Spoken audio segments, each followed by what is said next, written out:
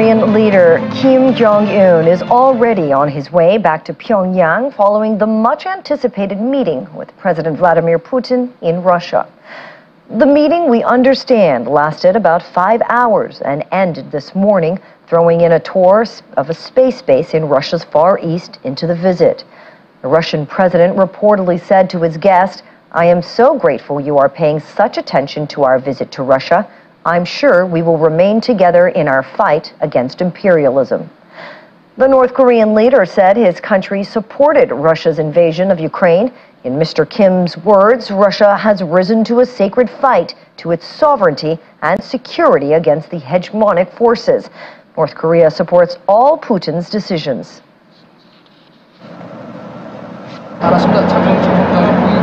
North Korean leader Kim Jong-un expressed his support for what he called Moscow's sacred fight against Western imperialism as he met Russian President Vladimir Putin on Wednesday.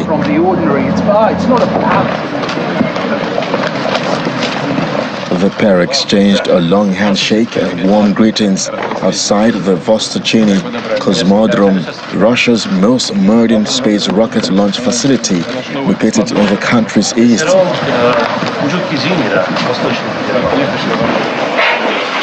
At the opening of their meeting, Kim spoke of his country's unwavering position to further develop its friendship and ties with Moscow.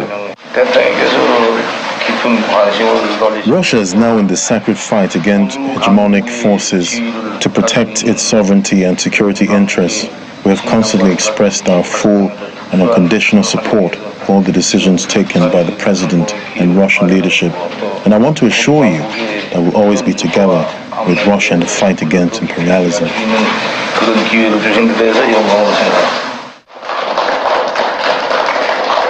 Concerning the conflict in Ukraine, the North Korean leader, Kim Jong-un, said he was sure that the Russian army and people will triumph against, quote, evil in what he casts as the West's imperialism in the conflict in Ukraine.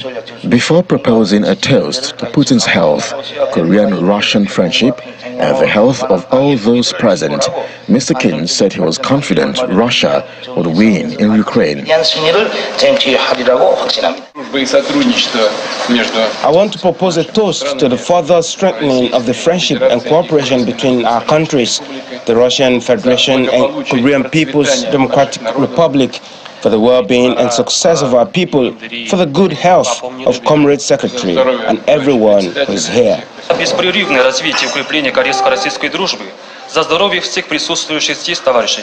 Later on, Mr. Putin showed Mr. Kim around the Cosmodrome, including the building where Russia's latest space booster is assembled.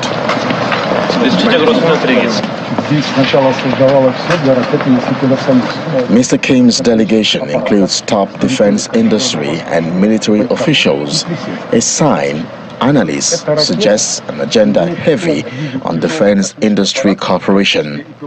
Washington and allies are concerned that Pyongyang will supply weapons to Moscow to aid its invasion in Ukraine, although both countries have denied such intentions.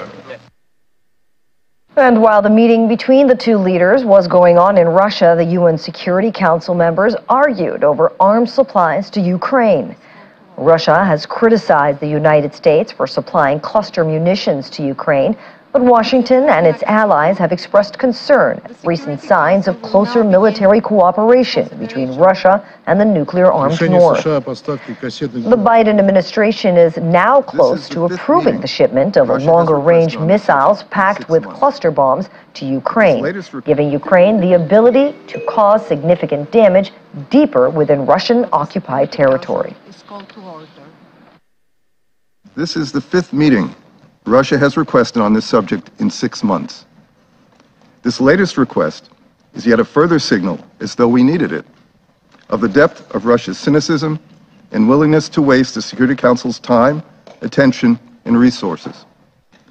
Russian officials seem to continue to think they can distract us from the Kremlin's actions undermining international peace and security, including through Russia's irresponsible nuclear rhetoric, through its ongoing efforts to unlawfully procure arms from the DPRK in violation of this very Council's resolutions.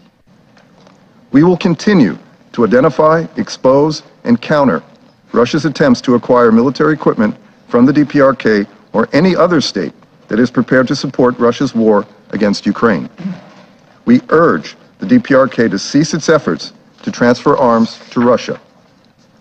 We also urge all member states to remind Russia of its Security Council obligations, remind Russia that any transfer of arms between the two countries would violate UN arms embargo on the DPRK that Russia itself has voted to adopt. It appears that Moscow is attempting to seek foreign sources to replenish its military arsenals. We closely follow the current contacts between Russia and North Korea, which may focus, as reported, on the supply of North Korean weapons and munitions to Russia for the purpose of intensifying its war against Ukraine. We underline that if this is the case, this will constitute another grave violation by Russia of the Security Council decisions, as it has already happened with the supplies of military UAVs to Russia by Iran. In the meantime, Russia is accusing Ukraine of launching 10 missiles and 3 unmanned boats in an attack on the home of its Black Sea Fleet in Crimea. Russia says the attack caused a large fire at a Sevastopol shipyard and injured 24 people. Moscow-installed Governor Mikhail Razvozhayev claimed most of the weapons were intercepted, but that 2 ships had been damaged. Ukraine has strongly implied Western-supplied cruise missiles were used. Unmanned vessels known by many different names, including sea drones and drone boats, operate on or below the water. They usually have built-in explosives and cameras that feed directly back to the person controlling them. The Russian Defense Ministry claims 7 of the missiles were downed and all 3 unmanned boats were destroyed. Crimea used to be under Ukraine until Russia annexed the region in 2014. More on the Ukrainian attack on the Sevastopol shipyard. It claims 2 ships were damaged following the Ukrainian missile strike. The strategic shipyard on the peninsula builds and repairs ships and submarines of the Russian Black Sea Fleet. The fleet has launched numerous drone and missile attacks on Ukraine. Ukraine almost never publicly claims responsibility for attacks inside Russia or on Russian-controlled territory in Ukraine, but has been saying in recent months that destroying Russia's military infrastructure helps Kiev's counteroffensive.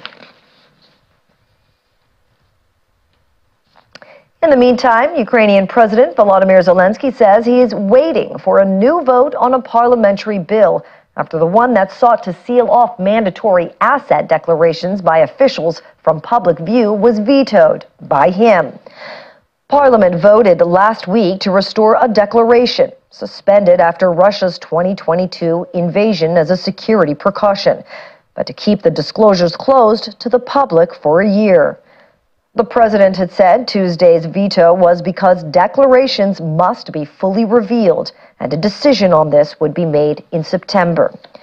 In his nightly address, he also thanked 3 Ukrainian brigades that fought in the eastern Bakhmut area, as well as their special forces in the village Klishivka, south of Bakhmut.